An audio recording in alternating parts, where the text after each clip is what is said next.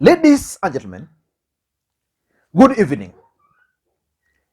It is my hope and prayer that this video is going to find you guys in good health.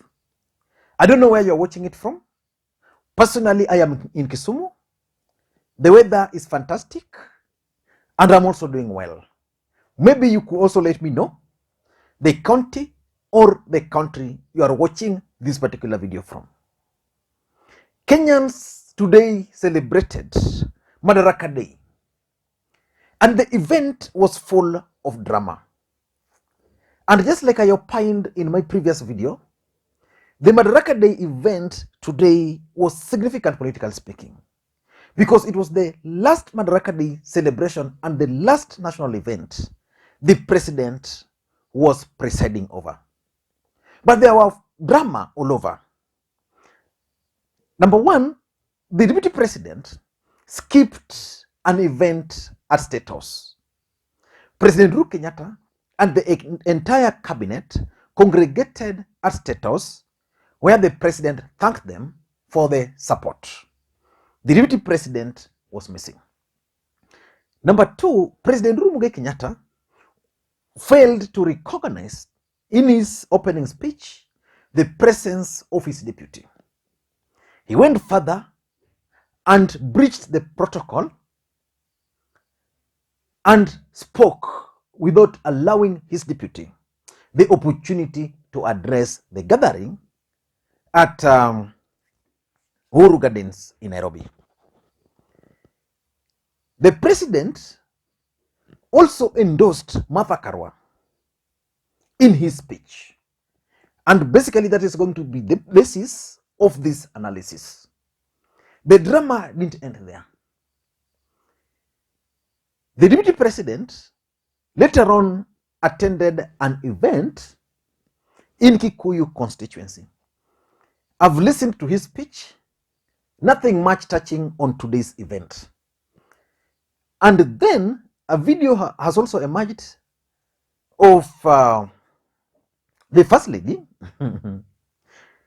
just passing there without greeting Rachel Ruto and the deputy president.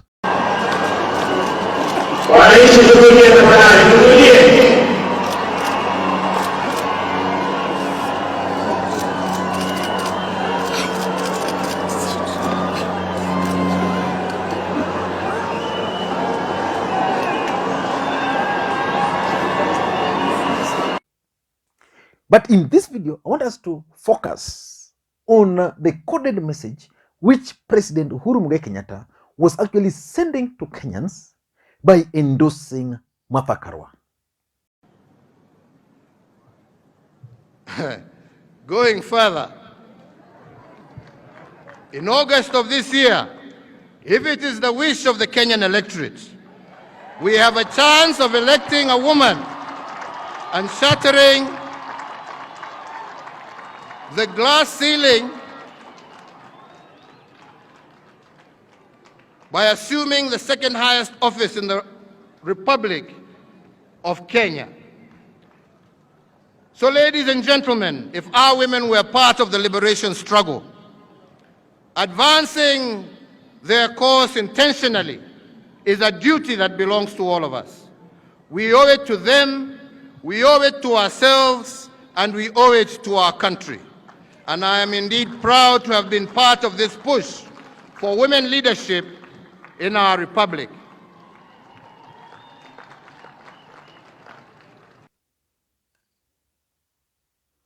Now, what message was President Uhuru Kenyatta trying to pass to Kenyans by that direct endorsement of Martha Karua? I want to be very, very brief today, but before we do all those, in case you are watching this channel for the first time, please take a second or two and click that subscribe button so that next time we produce a video like this, YouTube will automatically notify you. And to the subscribers, I want to continue. Thank you guys for your continued support. And I want to make a request to you guys. Please, in this video, give it thumbs up. Just click that thumbs up or like button. And for those who can, you can also drop your comments, because normally I learn a lot from those comments. Like for this particular video, I want to spend a bit of time just to read and respond to most of the comments. Tomorrow, I'll do an analysis, deeper analysis about what next for Ruto after today's humiliation. Let us get to this particular matter.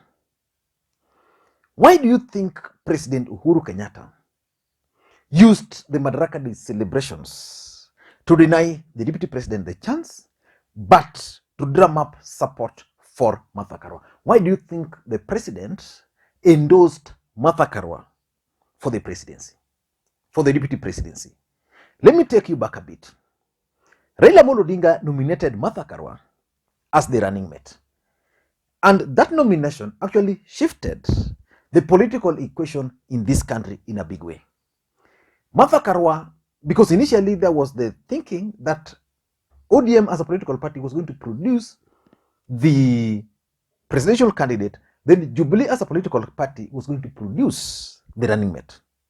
Then Jubilee submitted two names, that of Peter Kenneth and that of Sabina Chege. Then Raila Odinga ended up nominating Martha Karua. From the time Martha Karua was nominated up to this point, I've never heard or seen Uhuru Kenyatta endorsing or supporting that bid. Although it is clear that Uhuru Kenyatta was fully behind that endorsement. But what message was Uhuru Kenyatta sending to Kenyans today? Number one, the first message Uhuru was sending to Kenyans was that actually the message was a coded message to William Samoei Arap Ruto about 2022. You see, you are the deputy president seated in a function, and your boss, President Uhuru Kenyatta, is speaking. And I'm not sure whether Rigathi Gachagua was at this event. Yeah, you as a deputy president, you have your team. The president has made it clear he's not going to support you. Then he goes ahead and talk about hoping that your opponent, running mate, will become the first woman president. So basically, he was telling William Ruto that he should forget the presidency. I'm saying this based on other factors. The first factor is what Joe Musheru and Karanja Gibichu said just this week, that Raila Odinga is going to win by 60%. Uhuru Kenyatta is the president of the Republic of Kenya, which means he has access to intelligence report. So he was just telling the DP in a polite way that please start accepting your next deputy president of the Republic of Kenya. So that's number one. Number two, also tend to think that Uhuru Kenyatta is finally issuing directive to the Kikuyu nation that I'm going to retire. My term is coming to an end. As the leader of the Kikuyu nation, this is the last national event I'm presiding over. But I want to leave you in the hands of this lady, Madam Martha Karua. So in short, Uhuru Kenyatta has now endorsed Martha Karua as the leader or the successor in the larger Mount Kenya politics. Initially, Kenyans were like, who will succeed President Uhuru Kenyatta in the larger Mount Kenya? Then two names emerged finally. That of Rigathi Gachagua as William Ruto's running mate, and that of Martha Karua as Raila Odinga's running mate.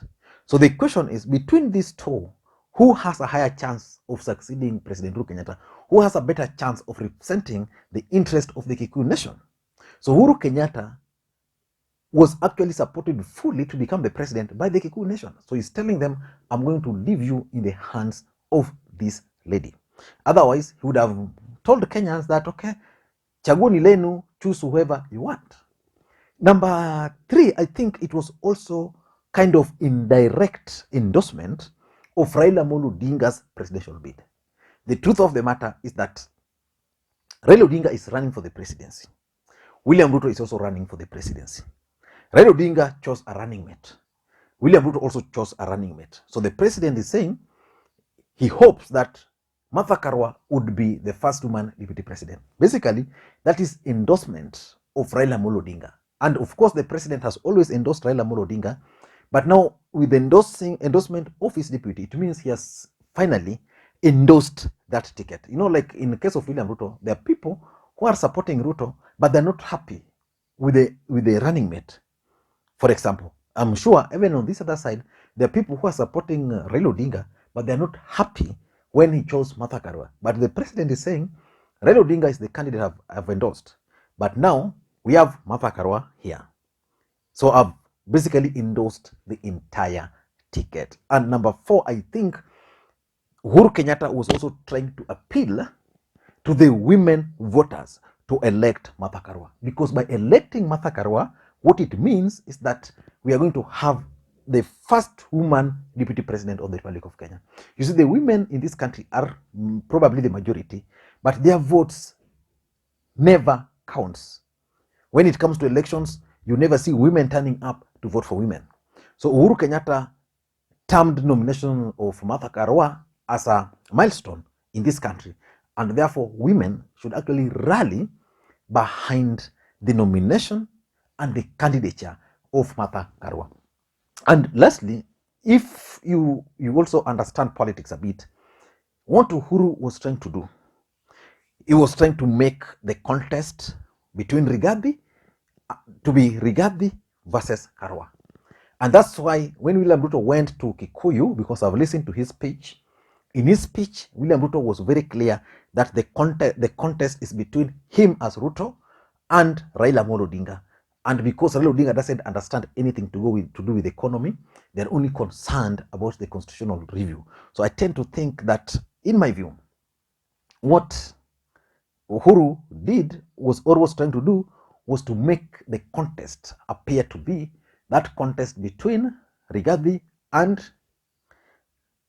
Karua. Otherwise, you would have mentioned Raila Amolo Odinga. I don't know what you think, but that's my take. In case you're watching this channel for the first time, please take a second or two, click that subscribe button so that next time we produce a video like this, YouTube will automatically notify you. To the subscribers, thank you so much for your continued support. May you have a good day. Bye-bye.